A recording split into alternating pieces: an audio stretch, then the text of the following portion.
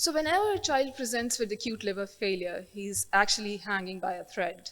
Prompt action at a prompt time in the right direction basically saves that child's life. We classify children because of the time of presentation of the disease into hyperacute, acute, and subacute. So this is basically based on the time from jaundice to encephalopathy, severity of coagulopathy, severity of jaundice, degree of intracranial hypertension, survival rate without emergency transplant, and the typical causes of presentation. Well, whenever we are dealing with children with acute liver failure, please keep this thing in mind that children are not young adults. So whenever we are dealing with an adult acute liver transplant in acute liver failure, it is different from the pediatric one. In the pediatric acute liver failure patients, majority of the causes are unknown. In the Western population, toxins, drugs like paracetamol is the second major cause. In our part of the world, infections and viruses are the second cause. If we see the geographical variations in etiology, we see that indeterminate causes are the major in the developed countries, whereas in subcontinent, it is hepatitis A or B. So the causes of acute liver failure in children, they vary by age. In neonates, it is viral infections, mostly herpes HSV infection. In infants and young children, metabolic disorders like tyrosinemia, galactosemia. In older children, it remains indeterminate in most of the cases, and whereas in the developed world, paracetamol toxicity is one of the major causes of acute liver failure. What leads to acute liver failure in children? There is hepatic necrosis, and then there is collapse of the reticulin framework. It happens because of the direct damage of the toxins, or it can be because of the immunological response of the liver to the toxins. Hepatocellular degeneration happens, then there is fatty infiltration in the liver. There is failure of hepatic regeneration. Hepatic encephalopathy is the major cause of deterioration in pediatric acute liver failure, and we should be very wary of this. It should be early detected and managed. The biochemical features of acute liver failure include abnormal coagulation. Transaminases are elevated, and if they fail and the bilirubin is rising, that's a red flag. That means the liver is exhausted. Serum bilirubin may be normal in the initial stages, but then it rises whenever there is failure in the liver. There are abnormal lactate levels and the creatinine levels. Coming to the clinical signs and symptoms of the liver failure, it again depends on the age and the etiology. There is hypoglycemia, coagulopathy, and encephalopathy. Children can present with the usual prodromal symptoms of fatigue, malaise, nausea, abdominal pain, or fever. Jaundice is a presentation, but it can be a late one. Clinical deterioration occurs, and it presents with prolonged coagulation, rising bilirubin, shrinking liver, or increased lethargy. A precise timeline of symptom is really important. I'll just stop you over here. Whenever there is a patient which you suspect of acute liver failure, please manage that child and assess that child regularly. By regularly, it means after every couple of hours, we need to assess, we need to step up our management and prepare the child for liver transplant. Again, a very important feature, a very important complication that happens in liver transplant is hepatic encephalopathy. And this leads to the clinical deterioration. And it's a major cause of death in acute fulminant liver failure also. So it is basically, the stages are basically classified as a prodrome, impending, coma, stupor, or coma. When do we shift the child to an intensive care or a tertiary referral center? Whenever you feel that there is, or you assess the child and you feel that this child is going into hepatic encephalopathy, he wants a pediatric intensive care or a tertiary referral center care. Cardiovascular instability, hypoglycemia, a multi-organ dysfunction. So coming to the management of the fulminant hepatic failure, assess the prognosis with reference to the need for liver transplantation. So this assessment should be regularly, at regular intervals. We don't stop the treatment is continued, the supportive treatment continues, but we assess, and meanwhile we arrange for the liver transplant. We anticipate and prevent complications while awaiting regeneration, or we arrange for a donor liver, and we continue the hepatic support. So management, generally, we start with the history of the patient. There are certain points in the history which leads us to the etiology, and this makes our decision more easy, whether to go for a liver transplant or to just wait for the regeneration. So any previous sibling death is important, any history of blood transfusions, history of drugs in the family, poisons, deterioration in the schoolwork, mom's pregnancy history, all lead to important markers in the etiology. While clinically assessing the patient, the degree of encephalopathy tops our assessment. The state of hydration, rash, again, specifies the etiology, lymphadenopathies, evidence of spontaneous bleeding, eye examination, or evidence of chronic liver disease, liver margins, spleen size, ascites. So investigations are carried side by side as we assess the patient and we stabilize the patient. Investigations are basically the baseline investigation for the disease assessment and diagnostics also. We send the bloods, we send the urine for clinical chemistries. Bloods is sent for random and fasting samples. Immunology is sent, coagulation profiles are sent, virus serologies are sent for liver, for bloods, and microbiology is also sent. DNA samples, if the facility is there for assessment, well and good. If not, please keep a sample in the bottle and you can always assess the DNAs. Stool for PCRs. A baseline EEG is must, and you can, if the patient deteriorates, you can have a second EEG. For radiology, the most important thing is an ultrasound, and the rest of the investigations, we can just assess the patient and just decide. ECG and echo are basically done when we are assessing the patient for a liver transplant. And then there is histopathology of the liver and the liver. So medical management is basically a multidisciplinary approach. It involves a hepatologist, intensivist, transplant surgeon, dietitian, especially metabolic one, and a specialist nurse. One very important thing over here I would like to mention is that acute liver failure is different from decompensated cirrhosis. So whenever there is a systemic immune response syndrome, it leads to multi-organ failure and acute liver failure. The regimens that you use, the treatment that you use should be liver and kidney friendly, and the management should be directed towards the hepatic support, prevention and treatment of complications, and early consideration for liver transplant. So general management, monitoring of the temperature, airway breathing, urine output, neurological observations, sending regularly the blood samples. One very take-home message would be, please don't transfuse products unnecessarily because of two things. Prothrombin time is basically a very sensitive indicator, and we are, one, assessing for the liver dysfunction, and second, planning for placing the child on liver transplant. And sedation should only be used in intensive care setting for procedures, otherwise there will be miscalculations for encephalopathy.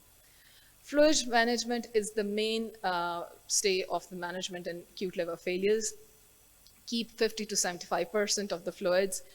Give IV glucose. If you are using more than 12.5, use a central line. Maintain the circulatory volume with colloid. Don't overhydrate. Maintain sodium and potassium. You can always use a hypertonic saline whenever there is intracranial hypertension, and consider hemofiltration at an early stage. Sepsis, again, is signs of sepsis in liver failure may be subtle. A rise in heart rate, a fall in blood pressure or urine output, hypo or hypoglycemia, hypothermia, deterioration in the mental state, all can suggest a sepsis. So start prophylactic antibiotics, antivirals, and antifungals. Nutrition, again, remains a very important step in the management of liver failure. In the neonates, the children should be nil by mouth till certain metabolic disorders are ruled out, like galactosemia and tyrosinemia. Appropriate enteral feed should be started early on, and if it's not possible, start on enteral feeds, parenteral feeds. In the hepatic support, give vitamin K, keep blood sugar level at the optimum, strict fluid balance. I can't emphasize this more. Strict fluid balance is of utmost importance. Start prophylactic PPIs. Lactose should be given. In the recent advances, there is prostaglandin E are given, insulin or glucagon, exchange transfusion or albumin dialysis is given for hepatic support. So all the complications in acute liver failure, like intracranial hypertension, infections or bleeding, they lead to multi-organ failure. So each and every complication should be managed promptly. In encephalopathy, there is accumulation of toxic substances that leads to the damage of the brain. The rising intracranial pressure can be because of the fluid overload, failure to maintain blood glucose, and failure to maintain the systemic blood pressure. So brain death associated with cerebral edema is the most common cause of death, like I earlier mentioned. It may be exacerbated by sepsis, GI bleeding, or electrolyte imbalance. With hepatic encephalopathy, there is loss of cerebrovascular autoregulation, increase in inflammatory cytokines, osmotic abnormalities that leads to brain edema and then brainstem herniation. Head up position should be maintained around like 20 degrees, restriction of fluids, maintain oxygenation, early intubation and elective ventilation can help, correct hyponatremia, and IV mannitol whenever it is required.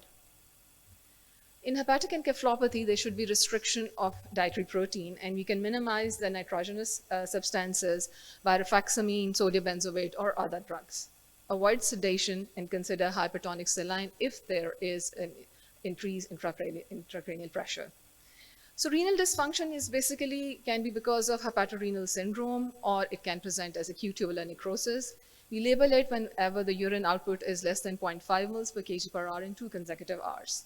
So what we really do is review doses of the renally cleared drugs, avoid dehydration, low CVP and low cardiac output. Colloid challenge should be given. If the CVP is high, start furosemide, and please consider hemofiltration at an early stage. Respiratory care involves early intubation before transportation, and especially in grade 3 encephalopathy. There should be rapid intubation techniques to avoid the spikes in the intracranial pressure. Pneumonia is the commonest site of sepsis in acute liver failure, so start treating that. Acute liver injury presents in 1/3 of the patient with acute liver failure, so avoid hyperventilation. Cardiovascular complications can basically be because of hypovolemia, hypoxia, hypoglycemia, or sepsis. You can give colloid challenge with hypovolemia, but volume overload is associated with high mortality. So if there is persistent hypertension, go for inotropes, noradrenaline, vasopressin. But in adrenal insufficiency, it may be a blunted response, as you can use hydrosteroids. Hypoglycemia can happen in acute liver failure because of hepatic failure of glucose synthesis, increase in glucose utilization, and bacterial infections. It contributes to CNS impairment and organ dysfunction. Refractory hypoglycemia is a very poor prognostic implication. So monitor blood glucose 4 hourly, give intravenous glucose, and if you need more concentration, use a central line. So coagulopathy is basically because of failure of hepatic synthesis of clotting and fibrinolytic factors, reduction in platelet numbers, or intravascular coagulation. Give vitamin K. Do not correct coagulopathy with blood products. As I already mentioned, we are preparing the patient for a liver transplant, so PT is a sensitive indicator for that, and by giving products, you can disrupt that.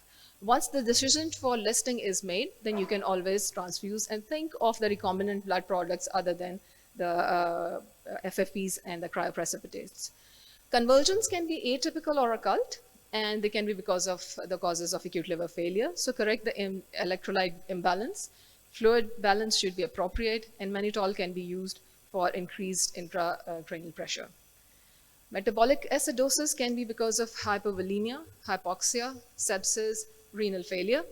So management is to treat the base excess and pH of less than 7.2 with sodium bicarbonate. Hyponatremia, again, is a very poor prognostic sign in liver failure. So maintain the sodium at around 140 to 145 whenever there is a presence of increased ICP, but be very wary of the fact that this correction shouldn't exceed more than 10 mm in 24 hours.